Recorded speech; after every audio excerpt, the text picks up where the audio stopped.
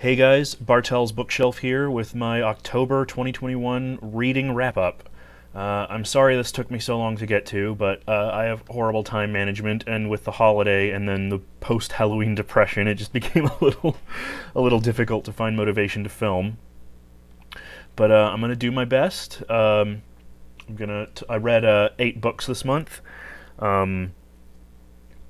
Which is decent. It's not great. I mean, last month I read 10 books, but they were all pretty short. But, I had a little bit of It's weird because like I get so into Halloween, but then like towards the end of it, I had a little bit of like burnout with all the books I was reading. I think I was going into a bit of a reading slump, but whatever, it happens, and I'm slowly getting out of it now.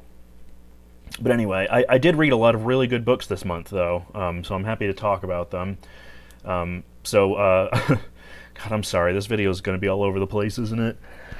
Like I said, this whole post-Halloween week has been a nightmare, but anyway. I read 3 R.L. Stine books this month. 2 of them I bought online, and 1 I got from the library, but I've recently returned and sold them, so I can't show them to you, but I can put them up here. The first 2 I read were his short story collections, The Nightmare Hour and The Haunting Hour. I just decided to read these for fun, you know, because, I mean, it's Halloween. I haven't read a lot of R.L. Stine since I was like a kid. I just wanted to, you know, kind of get into the spirit a bit. And yeah, these were really short, about 160 pages each, very simple. They only took me about an hour to read. And I thought they were okay, you know. I mean, they're very obviously written for a younger audience. A lot of them are very generic, kind of like, you know, kid gets haunted by a ghost or whatever. Very simplistic, but still enjoyable. Especially because one of the best things about both of these collections is that each story has an illustration by a famous artist, including people like John Jude Palencar, who's one of my favorites. I'll put some of his artwork up here. And the artwork often was better than the stories, but there were some interesting ones, including in, I believe it was Nightmare Hour. There was this one called Fear of Clowns, I believe it was called, that was about this like little boy who was afraid of clowns, and then it turns out the clowns are part of this like grand conspiracy to like find children that are afraid of them and either eat them or turn them into clowns. And like it had that kind of like surreal dream logic that, like, you know, sort of old children's stories have, or like old folklore, you know. It had that kind of vibe, so I enjoyed that about it. And there was also what was it, The Most Evil Sorcerer or something like that, which had artwork by Bernie Wrightson, actually, so another awesome guy. Put some of his art up here.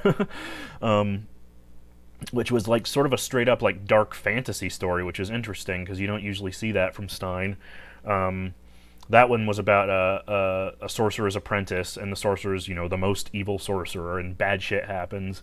This one actually had some surprisingly grotesque moments. Like, there's a scene where the sorcerer makes him vomit up rats, and the way that he describes the rats, like, crawling up and out of his mouth was actually, like, pretty graphic for a kid's thing, so that was surprising. And there were a few other interesting stories like that. Of course, I read all these at the beginning of last month, so a lot of them have sort of faded out of memory now, but you know, they were decently entertaining sort of time wasters, you know, for the Halloween season. I'm not upset I read them, especially with the art. The art was really nice to look at for both of them, so I was very happy to see that. And then I decided, if I'm going to read R.L. Stine, of course, I've got to read some Goosebumps books. I had plans to read the first 5, but that didn't happen because not all of them showed up from the library in time, and like I said, towards the end of the month, I was kind of having like a little bit of Halloween burnout. But I did read the very first book in the series, which is Welcome to Dead House, published in 1992, I believe. And I had never actually read this one as a kid. Full disclosure, I mean, like a lot of 90s kids, I was a huge Goosebumps fan back then. I was even a part of the fan club. You know, they'd send you a box with like a poster and like a book inside and stuff like that. I loved that. So I've always been a big Goosebumps fan, but I haven't revisited a lot of it since becoming an adult. And this one, the very first one, I'd never read, either as a kid or as an adult, so it was interesting to kind of see where it all started. It's a very basic story, you know. It's about a girl and her brother and her family. They move into this new neighborhood, and it turns out the neighborhood's being haunted by these like spirit people who sort of feed off of their life force and stuff. You know, very basic, but of course, you know, it's for kids. But what the main thing that surprised me about it, and I confirmed this with Monster Blood, who's an awesome booktuber who talks a lot about, he knows tons about Goosebumps, R.L. Stine, you know, 90s children's horror. He's all about that. He's like a fount of knowledge, so yeah, go check his channel out. But I talked with him a little bit, and apparently when R.L. Stine was writing the first book, he didn't really kind of know what he was doing. He wasn't used to writing for a younger audience. He'd written for teenagers with Fear Street and other stuff like that, but he'd never written for like little kids or young, you know, preteens and stuff. So one of the surprising things about this first Goosebumps book is, of course, if you remember the Goosebumps series, broadly it was pretty goofy most of the time. I mean, there were some pretty scary ones, some pretty serious ones, but overall, like, there was a lot of humor. They were kind of like intentionally corny. You know, they're just very, very light, entertaining things, just creepy enough to kind of get a kid's, you know, get chills going up the kids' spines, you know. But the thing that surprised me about this first book was that it's very dark.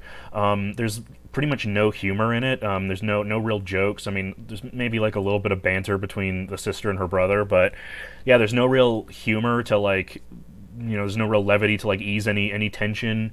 For like a kid's thing, you know, obviously it's very simplistically written. There's lots of, you know, tropes of like, you know, curtains blowing in the wind and stuff like that. But for what it is, like, putting myself back into that headspace where I would have been as a kid and reading this book and seeing how like unrelentingly serious it is. I mean, the plot itself involves these ghost spirit creatures literally like getting people to move into the house and then basically feeding off of their life force until they become one of them. So they're literally like killing people, sucking out their life force. And you know, there's kids in this obviously who this is happening to, and you know, slight content warning, I guess. Their dog is killed and turned into one of these ghoul things, which I would have never thought I would have seen that in a Goosebumps book. Any kind of like animal death or like any real moments of, like, I mean, there were moments of like danger in the Goosebumps books, definitely, but there was something about the way that it was done in this first book that just felt a lot more serious and a lot more intense, I guess, in a way. So that was pretty interesting, and I enjoyed it for that. At some point, I would like to go back and possibly reread the entire series. I know there's a ton at my library, so I know I can hopefully get a whole bunch. But I think that would be fun, you know, maybe just going through and rereading all the original books. As I said, they're very short. They usually only take me about an hour to read at most. So I could definitely, if I wanted to, I could like blast through a bunch really quickly, so that might be fun. We'll see. It'll definitely be interesting to go back and revisit some of the ones I remember as a kid and see if they still hold up, but we'll see. And the fourth book I read this month was The Case Against Satan by Ray Russell. Again, I got this from the library, so I don't have it to show you, but I can put it up here. This is a horror novel from 1962 that was a precursor to The Exorcist, about a young teenage girl named Susan Garth being supposedly possessed by the devil, and the two priests who have to work together to exorcise this demon from her. I'd read this book before, but I read it for the October read-along with Juan at Plagued by Visions, who's awesome. I'll link to him here. And actually, I was part of the live stream where we discussed that book, so really you can get most of my thoughts from it there. I'll link that here and in the description. But I'd read this once before, and this was a reread for me, and I really enjoyed it the second time around. There's lots of twists and turns that aren't for such a short book. It's only about 130 pages. It goes in a lot of places you wouldn't expect, especially for the time period, in terms of its not explicitness, but in its sort of willingness to confront the church in this way, to kind of really sort of look at Satan head on, and to look at spirituality through this sort of modern lens, and some of the things it touches on with like abuse and mental illness and things like that. It's surprisingly progressive for its time, and it's very, very well written. A lot of it is just philosophical conversations between the older priest and the younger priest, but Ray Russell has such an ear for dialogue, and the stuff that they're talking about is, I found, so interesting that I was just hooked, you know, from page one. And Ray Russell's writing style is sublime. It's like it's a little bit florid, a little bit gothic, but not overly so. It's very like restrained and very intellectual sort of feeling. You kind of get the sense that you're in confident hands, and I really liked that about it. So, but again, I discuss all of that in the video with Juan. So watch that if you want more, if you want to hear more of my thoughts. But yeah, that was a really great book. I would recommend that. It's sort of a hidden gem in sort of 20th century horror literature, I would say. So yeah, I'm glad Penguin reissued it. And then the fifth book, which I actually have here, was another read-along with Juan and Plagued by Visions at his Discord. He chose two books for the month of October because the Case Against Satan was so short. The second book was The Fog by James Herbert. Can you see that? There we go. The Fog by James Herbert. This is the 2018 reprint, I think, but I had another copy from the 80s that has a better cover, but I can't find it right now. So, and this was the copy I read anyway. But yeah, so this was originally published in 1975, I believe. It was James Herbert's second novel. James Herbert was a British horror writer, sort of known in the scene for sort of being one of the first people to have very sort of graphic violence in his stuff, very graphic violence and graphic sexual content in his stuff.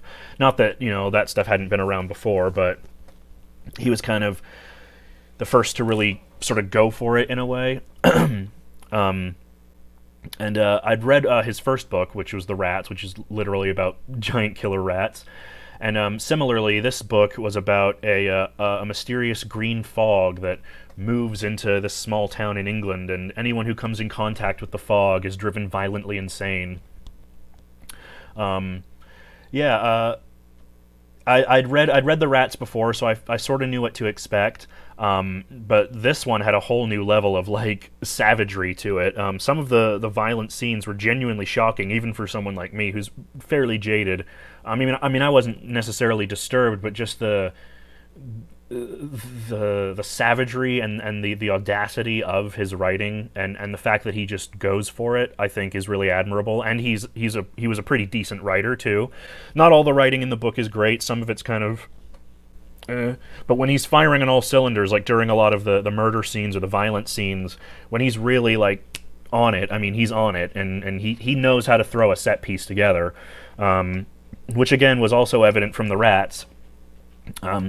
He often does this thing that I love, that's very, very cruel, where he'll have a bunch of vignettes, almost like short stories in the midst of sort of the main plot of this book. Where he'll sort of drop you in the head of a character, just some everyday person. He'll take a long time, you know, several pages, sort of letting you get to know them, get into kind of their state of mind and what they're doing and thinking and feeling, and then he'll just savagely kill them. And it's so cruel, and it's just so like savage, and I love that about it. Like I said, it's not perfect. I don't know if I think I liked it about as much as The Rats. I mean, The Rats is shorter, which I think benefits it, but also I think the violence in this book was a lot more shocking because it was humans against humans, and it was all about sort of revealing the darkness underneath, you know. A lot of the murders in the book come out of these like primal hidden desires that a lot of these people are sort of suppressing, that is let out by the fog-induced insanity. So I think in that sense it's more shocking than The Rats. And there's some really powerful moments in it. Like there's a scene with a lesbian woman on the beach. That's all I'm going to say about that. There's a scene with kitchen shears. That's all I'm going to, or garden shears. That's all I'm going to say about that. There's just several scenes with just some that makes it's both violent but really emotionally affecting at the same time. And when he kind of hits that balance, it's really, really good. And as I said, he knows how to throw a set piece together. I mean, you know, it's like a big Thanksgiving dinner. You just pull up to the table and just gorge on like this craziness, you know. So, I did enjoy it, although I did feel like it was a little bit too long, which is, like I was saying, was one of the things I liked better about The Rats. But I would say they're about equal in my estimation. I do like his stuff based on what I've read. I have a few more of his books, including Ash, The Magic Cottage, The Dark. So I do want to read more of his stuff. There is something. There's something sort of cathartic, I guess, about having a writer like that who's just very cuts to the bone and just very like muscular and just goes for it and just just lays waste to everything, you know? I like that about it, so I do want to read more of his stuff. So these last 3 books are all books that I specifically read for Halloween, Halloween-centric reads that I picked out for the season, and I really, really enjoyed them. In fact, there were a few, there were 2 5-star reads in here that I'm very excited to talk with you about, so, but we'll start with the first one I read, which was The Witch Family by Eleanor Estes. This was a children's novel published in 1960. I'd never heard of Eleanor Estes before, but at the beginning of October, Poppy Z. Bright, who I follow on Facebook, and he's one of my favorite writers, read everything he's ever written, I love it. Anyway, he recommended this book as like his favorite Halloween read, his favorite sort of Halloween story. So I was like, okay. So I got it from the library and checked it out. And I was surprised how much I enjoyed it. It was really, really interesting. It was really cute. And yeah, as I said, Eleanor Estes, she wrote a bunch of sort of very well-regarded children's novels in sort of the early 20th century, well, mid-20th century. So she read, like, what was the one? There was like Ginger Pie. Yeah, there was like books like Ginger Pie, which won the Newbery Medal, and what was the other one? The 100 Dresses. So yeah, she's apparently like very well regarded. I'd never read her before, but I read this book and I actually really liked it. It was really cute and sweet, just a little bit, you know, spooky enough for kids. It's about these 2 girls, Amy and Clarissa, who are best friends. They do everything together, and they're very imaginative. They're always sitting around their room drawing pictures and making up stories and things like that. And they have this story about Old Witch, who's, you know, the oldest of all the witches. She's the queen of Halloween. She's the most evil witch. And they decide that they're tired of her being an evil witch, and so they send her to a glass hill on a mountaintop, away from everything, and they tell her that she must be good all year round except on Halloween, and then if she is, then on Halloween that's when she gets to frolic and unleash her evil. But of course, she's lonely on this hill by herself, so they eventually give her a few more companions, including, what was it? Yeah, including a little witch girl, who's, you know, this very sweet, you know, blonde witch girl, and Weenie Witch Baby, who's their, you know, little baby sister, and they sort of form this family on this hill, on this glass hill, and it's sort of just about the sort of scrapes that they get into leading up to and after Halloween. It was a very, very sweet book. Obviously, it's very simplistic. It's written for kids, but I really enjoyed it because I found it to be, it just had that sensibility that a lot of children's literature taps into, where it's very imaginative and very kind of almost magical realism, or like a fairy tale, in the sense that it's these extraordinary things happening, you know, these witches coming down and, you know, and interacting with these human kids when they thought they were just drawings, that kind of thing, you know, where like but there's all these fantastical things that are just accepted by the girls, you know, and accepted by the other characters, and I liked that about it. You know, like there's a scene where her cat, the old witch's cat, Old Tom, he talks about how, you know, like all black cats used to be witches, you know, and it's just one of those details where it's like they don't explain it, and, you know, but it's just this nice little sort of imaginative fairy tale-esque thing, and it sort of captures, I think, really well that sort of in-between feeling that a lot of kids have, where a lot of young kids sort of don't really differentiate between reality and fantasy. Not saying they don't know the difference, but you know what I mean. It's like your real life and your fantasy life is very intertwined, and that's done really well in the book, where it'll go from the girls, you know, drawing and having a conversation with their mom, and it'll just kind of methodically like move over into the fantastical side with like Old Witch and everything, and there's no real like seam there, you know what I mean? And I really liked that about it. I thought that was really, really sweet and cute. And there's just a lot of like really adorable details, like the girls are helped out with their emissary, which is this magical talking bee named Malachi, and he's a spelling bee, so he spells everything letter by letter. Huh? Get it? You know, there's lots of like little sort of wordplay things like that. There, as I said, there's the aforementioned spelling bee. The girls are often fond of doing compound words or portmanteaus. Like one that they use a lot in the book is banquishment, which is banished and vanquished. You know, banquishment.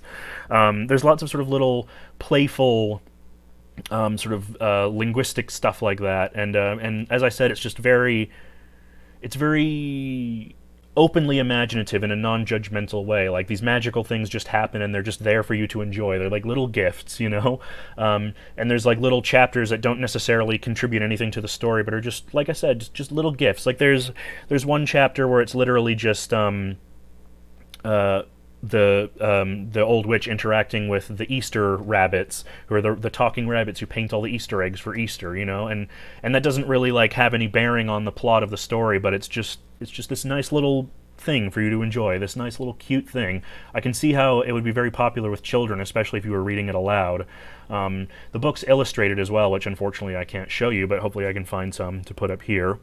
But yeah, I just thought it was a really gentle, really sweet book. Just all about it felt very Halloweeny. You know, there's all the typical Halloween iconography. You know, there's pumpkins and witches and stuff like that, and it just kind of very nicely captures that like mischievous October feeling in a book, in a kid's book, and I really enjoyed that about it. So I gave that one 4 stars. I really liked that. So yeah, good recommendation on Poppy Z. Bright's part. But yeah, these next two I loved. I thought they were amazing. These are both 5-star reads from me. They were both buddy reads, and I'm so glad I decided to read them. They were excellent. So the first one I have here is Dark Harvest by Norman Partridge. This was a buddy read with Juan from Plagued by Visions, who I've mentioned before, and I'll link down there.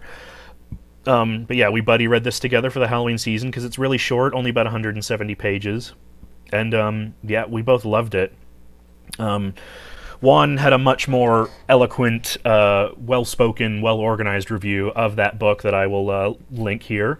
But yeah, basically, if you've seen his video, I echo everything he said about it. I loved it. I thought it was an amazing, very clear-sighted, very lean and mean story. So basically, if you don't know, it's this dark fantasy story about this small town where every Halloween this pumpkin creature that grows out in this field comes to life, called the October Boy, who's he's a pumpkin scarecrow. He's made of vines and he bleeds Halloween candy.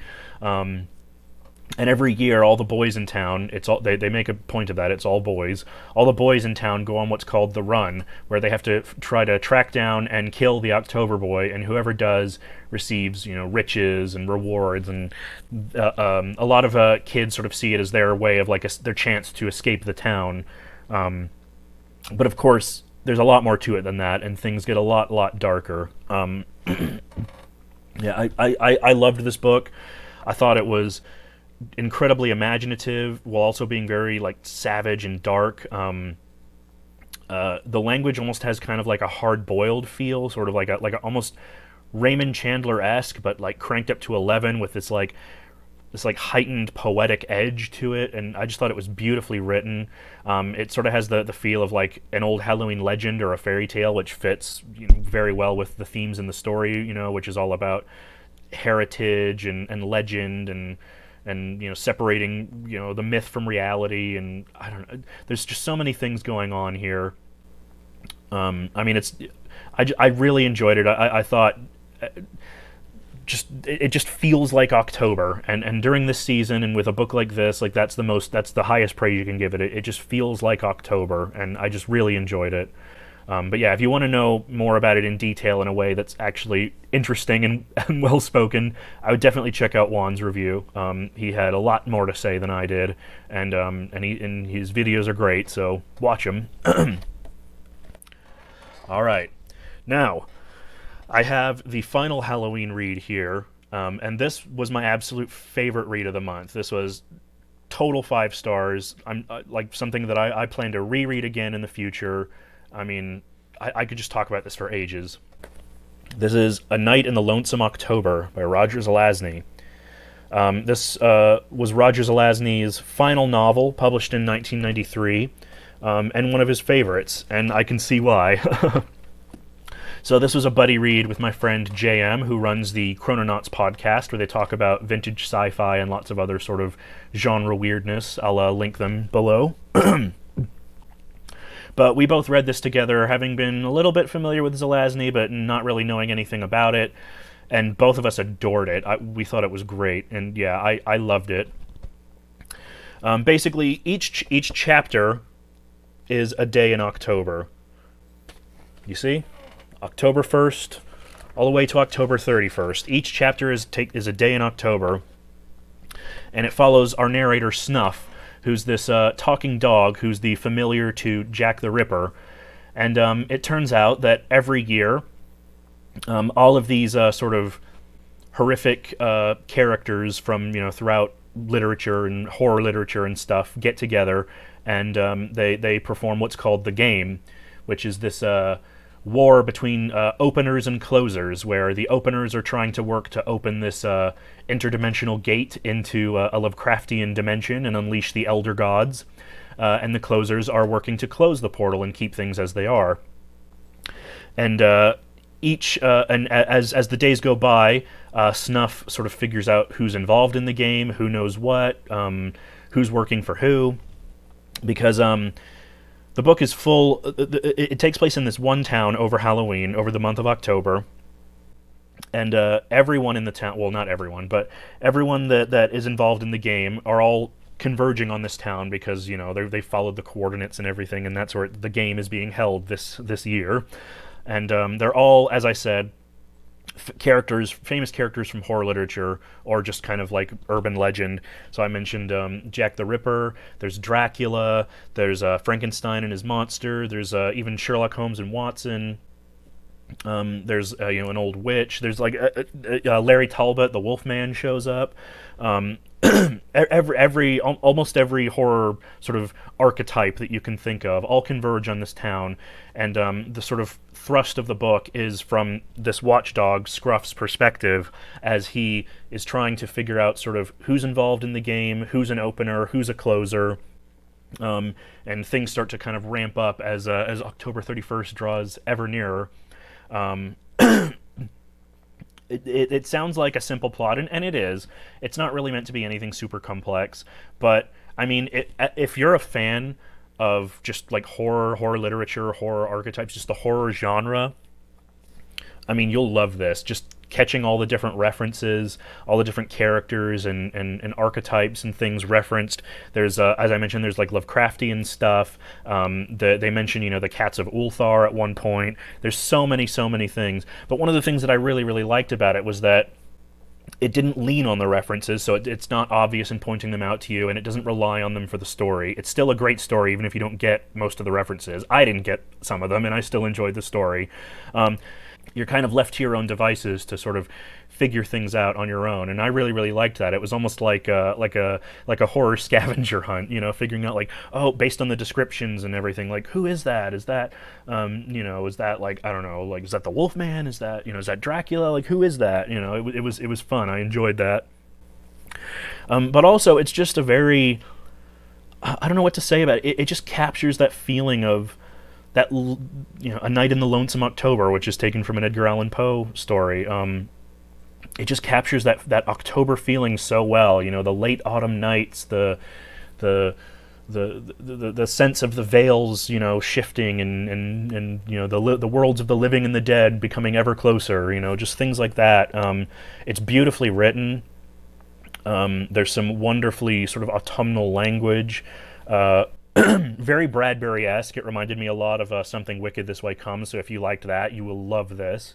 The thing also that, well, it's a simple story, but it also goes places that you don't expect. I mean, there's lots of twists and turns, and it's really entertaining following Snuff and sort of dealing with like the inter-politicking of like the openers and the closers, as they sort of play mind games with each other, trying to figure out who's an opener, who's a closer, sort of trying to gauge each other's abilities and everything so that they can sufficiently prepare themselves for Halloween night.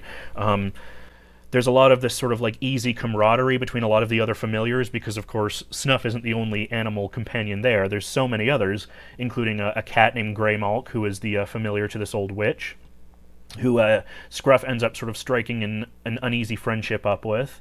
And they just have this camaraderie that's just so fun to read and so entertaining and even a little bit sweet at the end.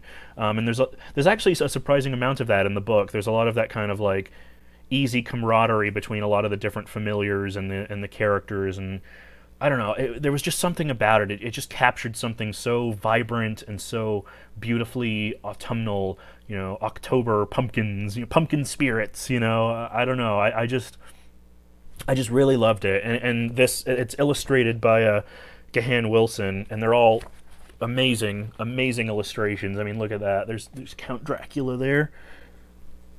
I mean, isn't that awesome? And there's an illustration for each day of the month, so there's lots of stuff to look at, and it's just so much fun to read. I liked this so much that I immediately ran out to Half Price Books and I bought every Zelazny that they had, and I've started reading another Zelazny book with JM, which I'll talk about in my November wrap-up. But yeah, I mean, I'd heard of this guy before, but I'd never read anything by him until now, and I'm so mad that I've just now gotten to him, because this was great. I loved this. This is like I plan to reread this every Halloween. You know, I've heard of people, because each one's labeled by each day of the month, they actually read one chapter every day. Maybe I'll try that next year. That would be fun. But this is definitely something that I really enjoyed, and something that bears revisiting. So I'm really happy to have discovered this recently. So yeah, if that sounds interesting to you, if you're into that kind of stuff, you know, October Halloween feeling, you know, sort of darkly fantastical, magical reads, I mean, it's so good. It's so good. I really loved it. So yeah, that was the highest note of my Halloween reading, and I very much look forward to exploring more of Zelazny's bibliography. So good to end it on a happy note. So yeah, that was those were all of my reads for the month of October. I will see you guys I don't know, sometime soon. It depends on if I feel like doing a review or a book haul or whatever. I don't know. I'm still new to this whole BookTube thing. I'm still figuring it out. I'm still finding the stamina to film. But yeah, so I hope you guys enjoyed, and if you do, you know, leave a comment, like, subscribe. Have you read any of these? What did you think of them? You know, talk to me. Let's talk. Let's talk, bookworms. That's what we're here for. That's why we read. We need to discuss these things with people, right? Anyway, so I'll see you guys later, and I hope you all have a very good night, or evening, or day, or whatever. I hope you all have a good day. Bye.